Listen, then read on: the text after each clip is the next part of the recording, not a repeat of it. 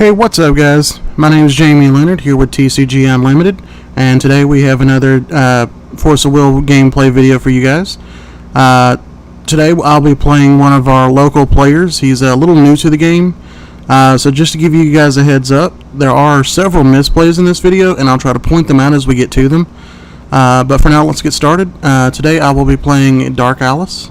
He will be playing Faria. His is basically a knights slash fairies, I guess you could call it. Mine is kind of a thrown together deck. I pretty much threw it together maybe 10 minutes before we played the game. So really this is just a good test for me too.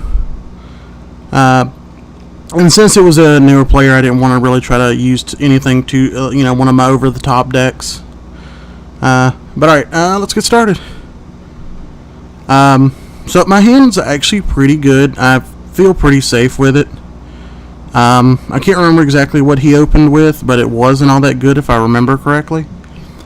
I think he actually ends up putting most of his hand back, but we'll see in a second. Go ahead and get my life counter out.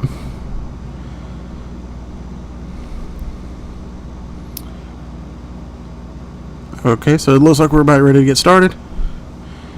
Again, there's going to be several misplays. I'll try to point them out as much as possible. As you can see, he plays the Fairies Memoria, revealing one of the fairies. So it comes in play untapped and passes the turn. Tap Dark Alice for stone. Another thing to mention is my entire stone deck is basically mono black stones at this point. Okay, so here's our first play, and it's actually me that makes the misplay. I don't know why I thought Mozart only cost 1, but he actually cost 2, and I realized that on the next turn. I think that's the only time that night I made that mistake. Says you can play. See, he taps for this. Taps for a white to play the Temple Monk. Gains 400 life. Proceeds to play 2 for the 5/5 fairy, and chooses to pass the turn. Or, actually, wait, he decides he doesn't want to play that. That's right, I remember now. Decides he'd rather hold on to it, or he couldn't play it, or something. I don't really remember. So at this point, I tap again for a stone. Pretty much at this point is where I realized that I tried to play Mozart for 1. So I'm gonna, I point that out to him, and then go ahead and just tap my 2 stones. I was like, oops, yep, he costs 2. Mozart would be way too good if he costs 1. So I tap the 2, just go ahead and go, hey, this is, well, I'll just assume I played it this turn. Nothing really would have changed. I suppose he probably could have, attacked with the Temple Monk, I believe. I don't really remember. But either way, I mean, it wouldn't have really changed much of anything of any real importance. So as you can see, now he plays the fairy. Passes a turn, so I draw my card, untap my stones, tap for my 3rd stone. At this point, I still don't really know what to expect out of his deck, so I'm trying to play slow, trying to play secure. So I play another Mozart just to make sure that my field is, fairly secure. It's even though they're low cost guys, they can still do their jobs. I drop the one cost black enchantment, Curse of the Undead Lord, I think it's called, onto Mozart to give it +2/+2. As well as it has a secondary effect. If I play another guy, I can bring it back from the graveyard. So it's really like an enchantment that never goes away. So for my deck, it's really helpful. He chooses to again. Here's another misplay. He's pretty new to the game, so he didn't understand you can't just play any card at instant speed. So I had to explain it to him, and he takes it back, makes the proper play. Plays the Wind Sprite, which is a good play for him because the faster you can ramp up against Dark Alice, especially the one I threw together, the better off he is with the higher mana. So as you see, as you can see, he's deciding what he wants to play. He actually ends up going for, I think, another 2-drop fairy. Oh no. Okay, so at this one he plays the Holy Wolf, pops the enchantment, which is fine because again, if I play another guy, it comes back from the graveyard. Then for one, plays the Gwyber. Really good play, especially since my deck doesn't really have any ways to protect against flyers. The deck does run a bunch of kill spells. I don't think I had anything in the hand at that time. So I tap for another, my 4th stone.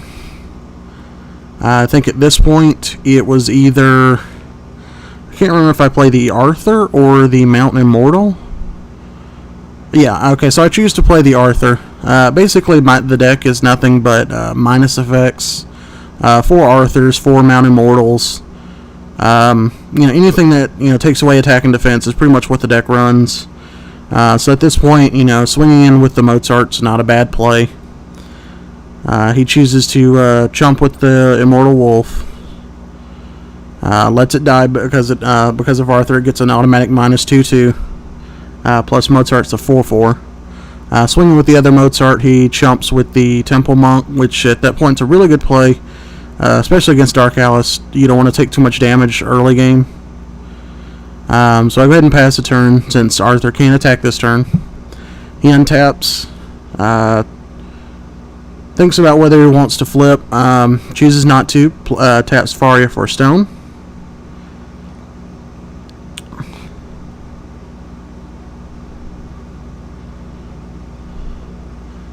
Chooses to pay 5 for a second Gwyber, which is a really good play against my deck. I can't really do much against flyers. I pretty much have to just try to swing into them while they're tapped down, which is really my deck's only defense against flyers. I don't run anything with flying, so either I have to I have to swing into it, or basically allow my kill spells to do that job for me.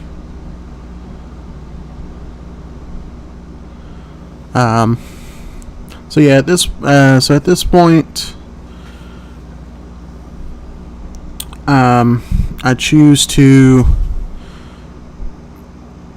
I think at this point it was when I actually chose to play the second Arthur. Yeah, that's right. Second Arthur. So his entire field gets a constant -4/-4, which is at this point it's really going to help me more than hurt me. Even though Arthur costs so much, but at this point, my Mozarts are 6/6s. Arthur can safely swing into Gwyber. Now that he's only an 8/8, so not much danger there. So now I just start swinging in the Mozart. He chumps with the Angel.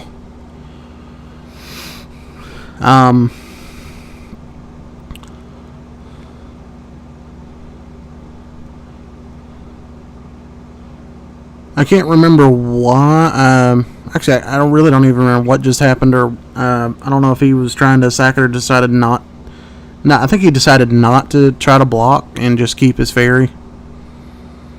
Even though remind him it was only a 1/1 thanks to the -4/-4. So he chooses to play the one of the smaller cost Angels.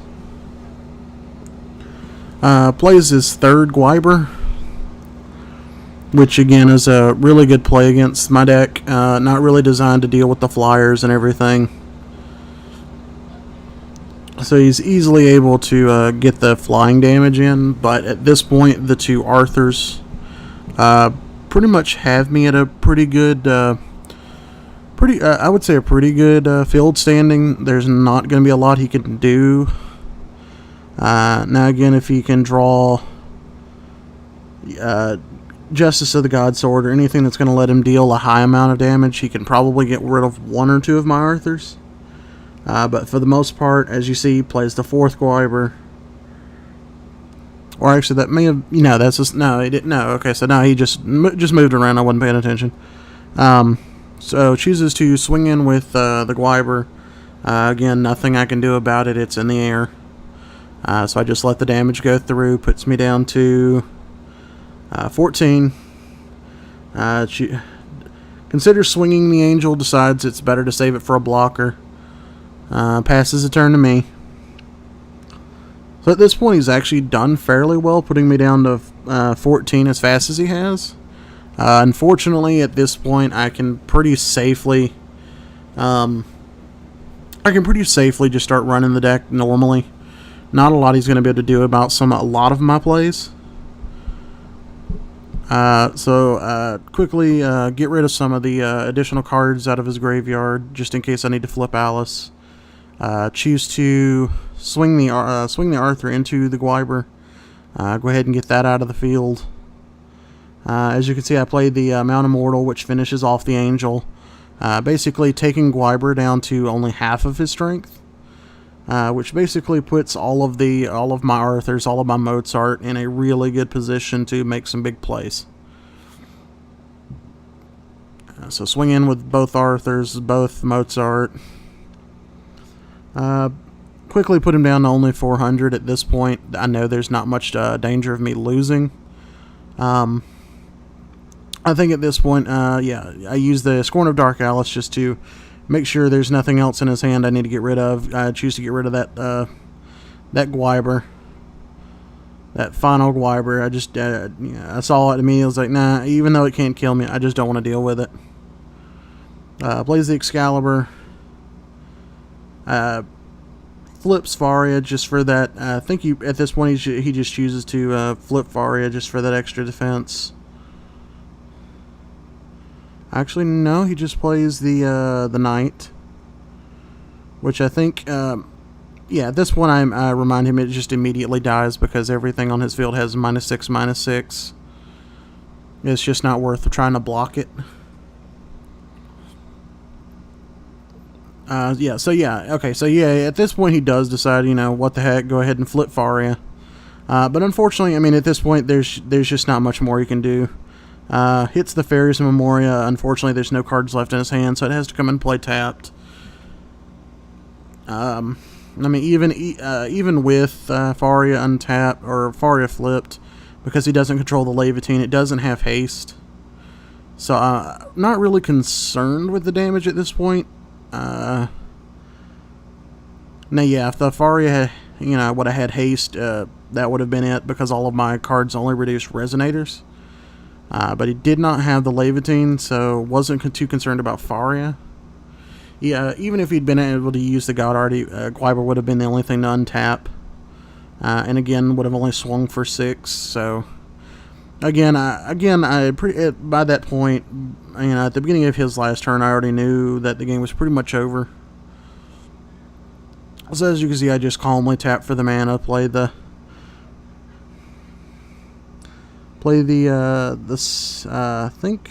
second Mount Immortal.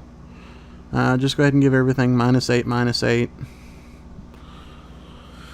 Basically, go ahead and close out the game. The Gwybers are now, you know, -8/-8. So they're a little more than just an annoyance at this point.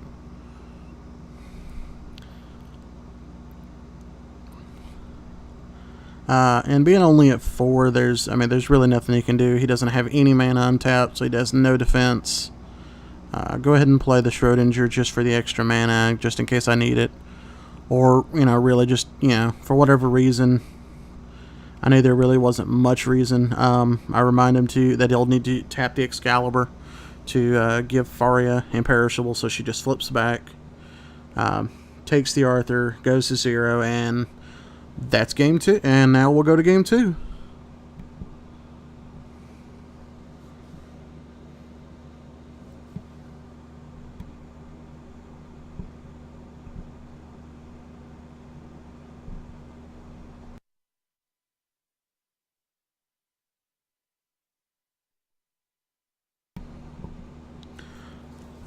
So again, sorry guys for the misplays. You know, naturally, it's like he actually pointed out, you know, we were talking about it during the game. It was actually getting late. We recorded this video at about 9 o'clock at night, so we were both pretty worn out. Been playing tournaments all day and other matches all day, so we were both worn out. And again, he's a little bit newer, so I kind of had to give him this, try to give him a little bit of the benefit of the doubt on that one.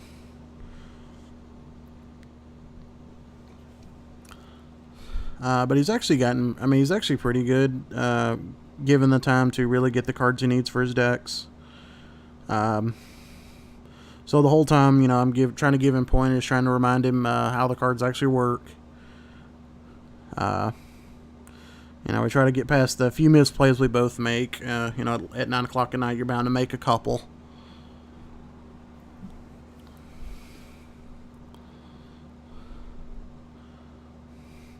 As you guys notice, neither one of us really have a sideboard. Again, my deck's kind of thrown together. Unless I'm really trying to play competitive, I don't really build sideboards for any deck, for any game, really. I play several games, but I don't really bother with sideboards for anything, really, unless it's just absolutely necessary. Now, if I play a serious tournament, I'll throw one together real quick, but for the most part, I just don't bother. So game 2, I go first. Get that infamous turn 1 Scorn of Dark Alice. I choose to get the Knight just to have that higher attack power card out of his hand. For my deck, fairies just aren't much of an actual threat to begin with, so I'm not too terribly concerned with that. Plays the Fairy's Memoria, reveals the fairy, chooses to play the Light Sprite. And at this point, I'm just reminding him that it's actually the better play. Okay, so now he actually decides to take that back and plays the Wind Sprite, because I remind him, especially early in the game, since neither one of us are really going to be attacking, it's better to get the mana. So I go ahead and tap for my second stone. I think at this point my hand was actually kind of terrible.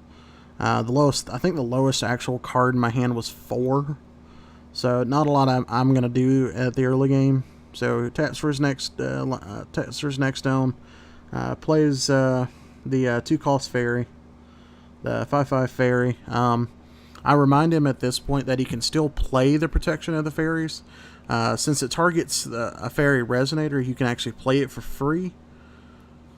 So he doesn't have to worry about trying to pay a cost for it. And I think at this point he actually does do that.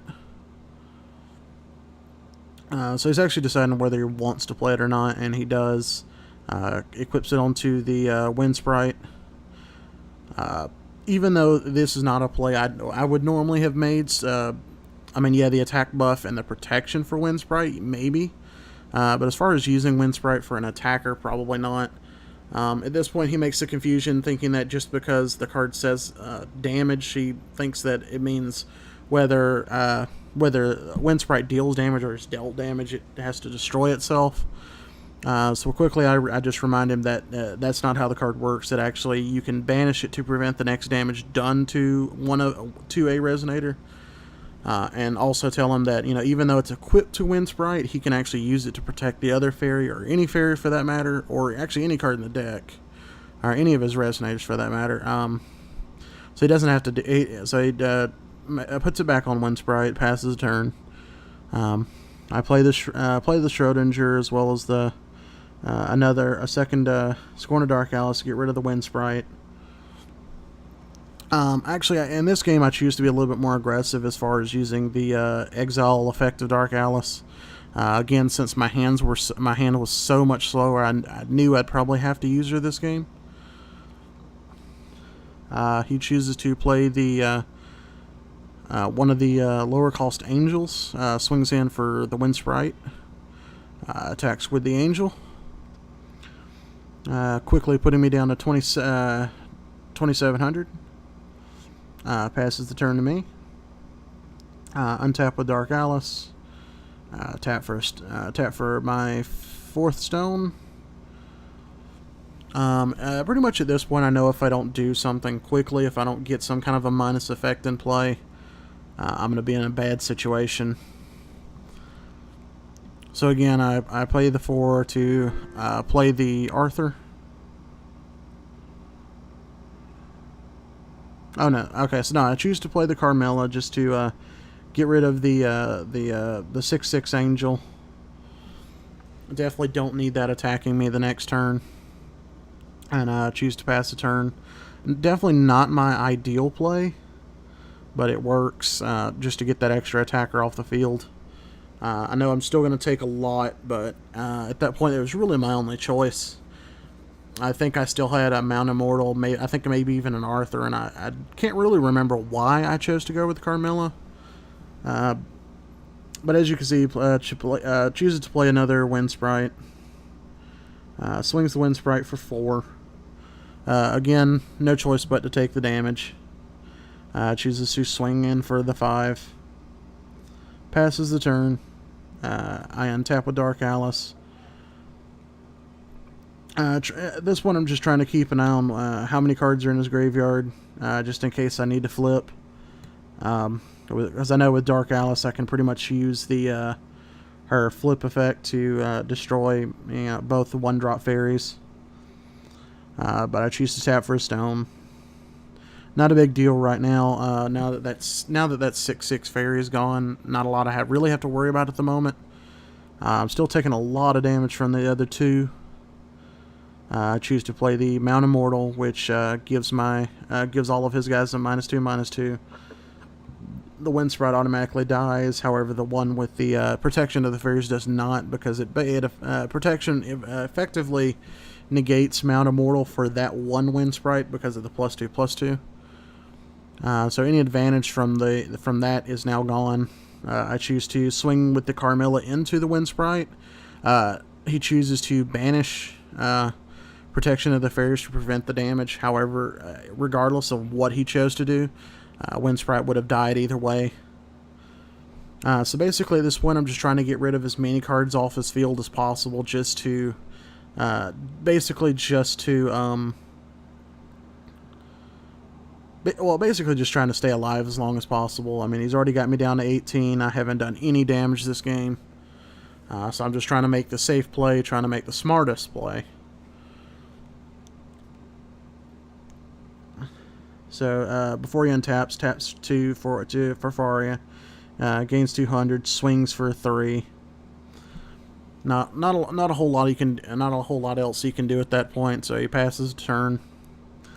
Again, before I untap, I banish another card with Schrodinger. As far as specific cards, he doesn't run any of the 2-cost fairies that pull protection back. So which one he exiles isn't really an issue for me.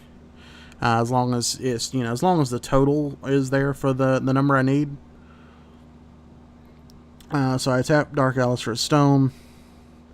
Play the Arthur, so now all of his cards get -4/-4. I remind him that the fairy is a 5/5. So it's after the Immortal and Arthur, it's a 1/1.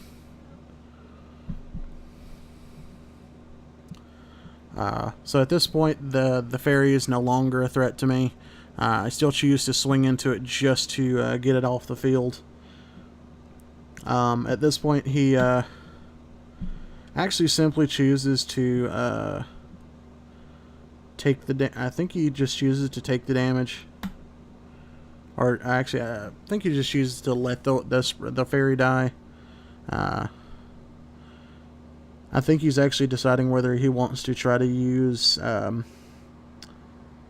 yeah, so he tries to play the Justice of Godsword, but I remind him it only deals 500. The fairy's only a 1/1. So really it's a waste of a card to even play. Because Carmilla's now a 10/10. Thanks to Arthur's +2/+2 to all other darkness resonators. So I'm just reminding him, it wouldn't have mattered if he'd played it. It just wouldn't have done anything.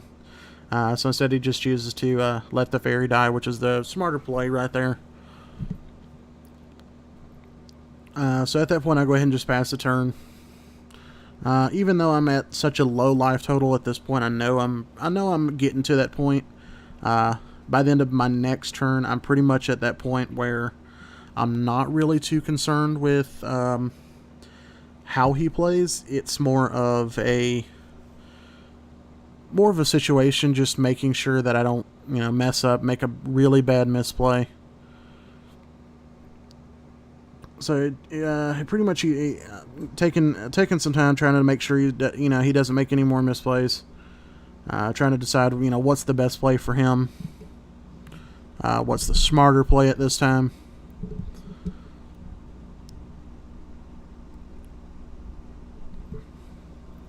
But he goes ahead and passes a turn. I go ahead and remove the rest of the cards in his graveyard from the game just to give me that option to flip with Dark Alice.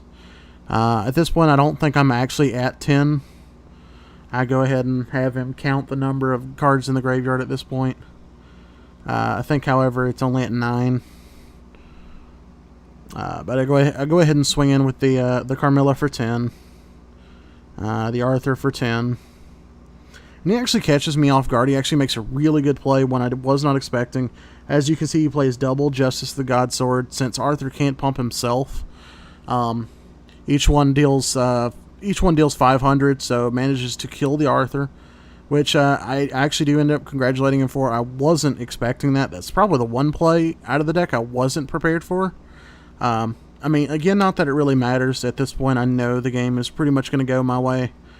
So I tap for a stone. Go ahead and pass the turn. Let him try to get something going.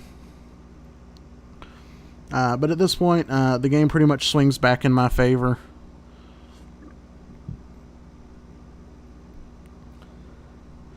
So he's trying to decide how he wants to tap. Taps the Fairies Memoria and the Windstone to play the Galahad.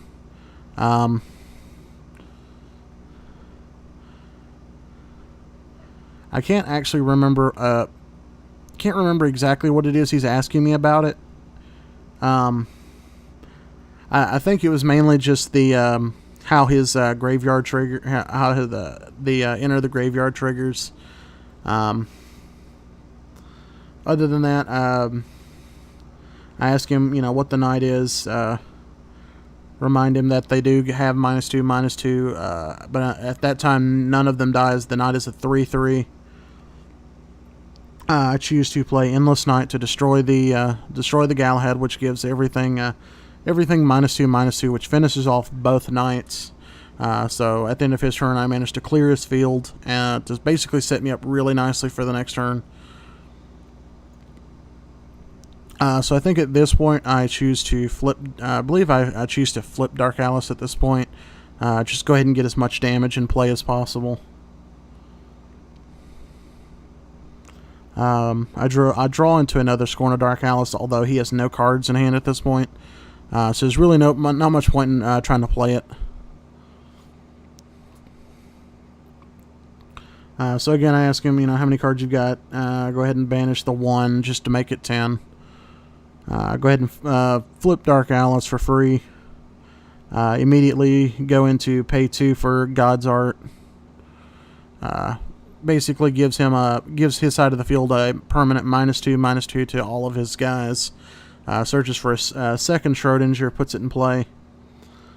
And then because there are 10 cards exiled by Dark Alice's effect, or well, just exiled in general, because the effect actually belongs to actually, well, no, it's the Alice only cares about the total number.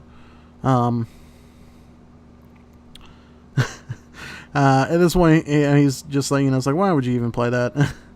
But remind him that all of his guys get -2/-2 no matter when he plays it. That because there are 10 cards, Alice has swiftness and target attack. Because there are 10 cards, Schrodinger gives Dark Alice +5/+5 each. So they do stack. So currently my Alice is sitting at a 19/19 with swiftness. So I choose to. Basically, I'm just gonna go all in, swing for the damage. So swing for 19. Takes a good chunk out of his life.